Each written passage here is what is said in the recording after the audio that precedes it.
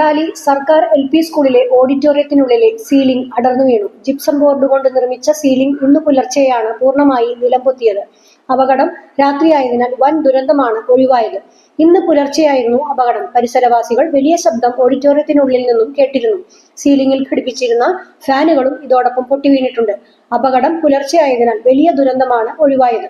അധ്യയന ദിവസങ്ങളിൽ ഇതിനുള്ളിൽ കുട്ടികൾ ഉണ്ടാവാറുണ്ട്. വിദ്യാലയത്തിലെ പരിപാടികൾക്ക് പുറമെ പഞ്ചായത്തുമായി ബന്ധപ്പെട്ട ക്യാമ്പുകളും പൊതുപരിപാടികളും നടക്കാറുള്ളതും ഈ ഓഡിറ്റോറിയത്തിലാണ്.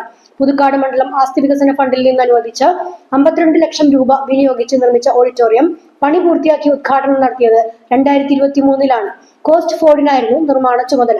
ഓഡിറ്റോറിയത്തിന്റെ GI ഷീറ്റ് മേഞ്ഞ മേൽക്കൂരയിൽ നേരത്തെ ചോർച്ച കണ്ടതിനെ തുടർന്ന് കോസ്റ്റ് ഫോർഡ് പ്രതിനിധികൾ എത്തി ചോർച്ച പരിഹരിക്കുകയും ചെയ്തിരുന്നു. ഇപ്പോൾ വീണ്ടും ചോർച്ചയുണ്ടായതാകാം സീലിംഗ് അടർന്നു വീഴാൻ കാരണമെന്നാണ് സംശയം.